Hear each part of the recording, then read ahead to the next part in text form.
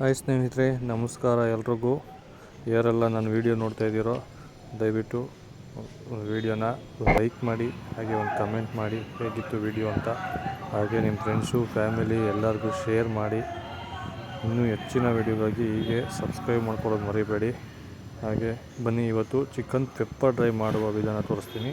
ಸಖತ್ ಟೇಸ್ಟಿಯಾಗಿರುತ್ತೆ. ಒಂದು ಬಾಣಲಿಗೆ ಸ್ವಲ್ಪ ಎಣ್ಣೆ ಹಾಕ್ಕೊಂಡಿದ್ದೀನಿ.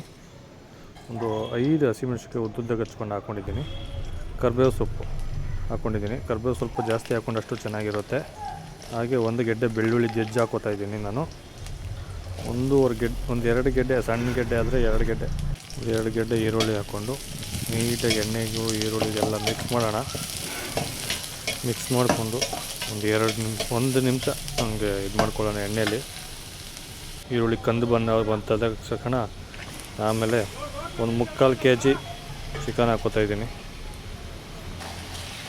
ಎಲ್ಲ ಮಿಕ್ಸ್ ಮಾಡಿಕೊಂಡು ಎಣ್ಣೆಯಲ್ಲಿ ರೋಸ್ಟ್ ಮಾಡ್ಕೊಳ್ಳೋಣ. ಇದನ್ನು ನೋಡಿ, ಇದೇ ಥರ ಎಲ್ಲ ನೀಟಾಗಿ ಎಲ್ಲ ಮಿಕ್ಸ್ ಮಾಡ್ಕೊಳ್ಳೋಣ. ಎಣ್ಣೆ ಮತ್ತು ಈರುಳ್ಳಿ ಎಲ್ಲ ಮಿಕ್ಸ್ ಆಗ್ತಕ್ಕಣ ಸ್ವಲ್ಪ ಹೊತ್ತಾದಮೇಲೆ 2 ಮಿನಿಟ್ಸ್ ಆದಮೇಲೆ ಒಂದು ಟೊಮೊಟೊ ಹಾಕ್ತಾಯಿದ್ದೀನಿ. ಸಣ್ಣಗೆ ಹಚ್ಕೊಂಡಿದ್ದೆ ಅದನ್ನು. 1 ಟೊಮೊಟೊ ಹಾಕ್ಕೊಂಡಿದ್ದೀನಿ, ಜಾಸ್ತಿ ಹಾಕ್ಕೊಂಡಿಲ್ಲ ನಾನು. ನೀಟಾಗೆಲ್ಲ ಮಿಕ್ಸ್ ಮಾಡಿಕೊಂಡು ಟೊಮೊಟೊನು ಈಗ ಚಿಕನ್ ಸ್ವಲ್ಪ ಬೇಯಬೇಕಲ್ಲ, ಹಾಗಾಗಿ ಒಂದು ಅರ್ಧ ಲೋಟಕ್ಕೆ ಒಂಚೂರು ಕಮ್ಮಿನೇ ನೀರು ಹಾಕ್ಕೊಳ್ಳಿ. ನೀರು ಹಾಕ್ಬಿಟ್ಟು ಚೆನ್ನಾಗಿ ಬೇಯಿಸ್ಕೋಬೇಕು ಇದನ್ನು. ಸ್ವಲ್ಪ ಚಿಕನ್ ಬೇಯಬೇಕಲ್ಲ, ಹಾಗಾಗಿ ಜಾಸ್ತಿ ನೀರು ಹಾಕೋಕೆ ಹೋಗ್ಬಿಡಿ. ಸ್ವಲ್ಪ ಒಂದು ಅರ್ಧ ಲೋಟದಷ್ಟು ನೀರು ಹಾಕ್ಕೊಂಡು ಬೇಯಿಸ್ಕೊಳ್ಳೋಣ. ಈಗ ರುಚಿಗೆ ತಕ್ಕಂಗೆ ಸ್ವಲ್ಪ ಉಪ್ಪು ಹಾಕ್ಬಿಡುವ. ಆಮೇಲೆ ಸ್ವಲ್ಪ ಅರಿಶಿನ ಪುಡಿ ಹಾಕೋಣ. ಚಿಕನ್ ಉರಿಬೇಕಾದ್ರೆ ಹಾಕಿದ್ರೂ ಆಗುತ್ತೆ, ತೊಂದರೆ ಇಲ್ಲ. ಅರಿಶಿನ ಪುಡಿನ ನೀಟಾಗೆಲ್ಲ ಮಿಕ್ಸ್ ಮಾಡಿಬಿಡೋಣ.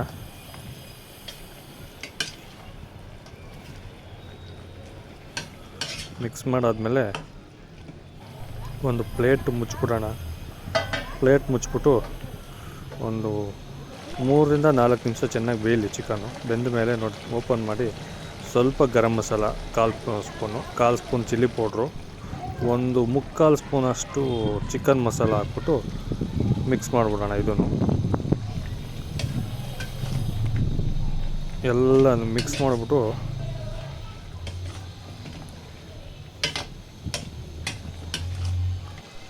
ಈಗ ಒಂದು ಸ್ಪೂನಷ್ಟು ಪೆಪ್ಪರ್ ಹಾಕೋತಾ ಇದ್ದೀನಿ ನಾನು. ಪೆಪ್ಪರ್ ಜಾಸ್ತಿ ಹಾಕಿದಷ್ಟು ಚೆನ್ನಾಗಿರುತ್ತೆ. 1-1.5 ಸ್ಪೂನ್ ಅಷ್ಟು ಹಾಕ್ಕೊಳ್ಳಿ. ನಾನು ಸ್ವಲ್ಪ ಸ್ಪೂನ್ ದೊಡ್ಡದು, ಅದಕ್ಕೆ 1 ಸ್ಪೂನ್ ಹಾಕಿದ್ದೆ. ಈ ಪೆಪ್ಪರ್ ಹಾಕಾದ್ಮೇಲೆ ನೀಟಾಗಿ ಮಿಕ್ಸ್ ಮಾಡಿದ್ರೆ ನೋಡಿ, ಒಂದು ಸ್ವಲ್ಪ ನೀರಿರಲ್ಲ, ಅದು ಎಣ್ಣೆ ಬಿಟ್ಕೊಂಡಿರುತ್ತೆ. ಅದು ಬಿಟ್ಟರೆ ನೀರು ಒಂದು ಸ್ವಲ್ಪನೂ ಇರಲ್ಲ, ಎಲ್ಲ ಡ್ರೈ ಆಗಿಬಿಟ್ಟಿರುತ್ತೆ. ನೋಡಿ, ಪೆಪ್ಪರ್ ಡ್ರೈ ರೆಡಿ.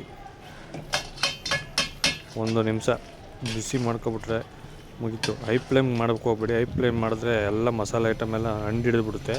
ಹಾಗಾಗಿ ಲೋ ಫ್ಲೇಮಲ್ಲೇ ನೀಟಾಗೆಲ್ಲ ಮಿಕ್ಸ್ ಮಾಡಿಬಿಟ್ಟು ಒಂದು ನಿಮಿಷ ಬಿಟ್ಟು ನೋಡಿ, ಈ ಥರ ಪ್ಲೇಟ್ಗೆ ಒಂದು ಸರ್ವ್ ಮಾಡಿಕೊಂಡು ಬಾರಿಸ್ತಾ ಇರೋದೆ. ನೋಡಿ ಏನು ಸಖತ್ತಾಗಿ ಬಂದಿದೆ. ಪೆಪ್ಪರ್ ಡ್ರೈ ಮಸಾಲ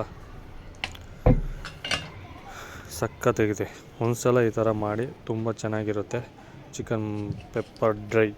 ಹಾಗೆ ಯಾರೆಲ್ಲ ವೀಡಿಯೋ ನೋಡ್ತೀರೋ ದಯವಿಟ್ಟು ಲೈಕ್ ಮಾಡಿ, ಕಮೆಂಟ್ ಮಾಡಿ, ಶೇರ್ ಮಾಡಿ. ನಿಮ್ಮ ಫ್ರೆಂಡ್ಸು ಫ್ಯಾಮಿಲಿಗೆಲ್ಲ ಹೀಗೆ ಸಪೋರ್ಟ್ ಮಾಡ್ತಾಯಿರಿ ಫ್ರೆಂಡ್ಸ್.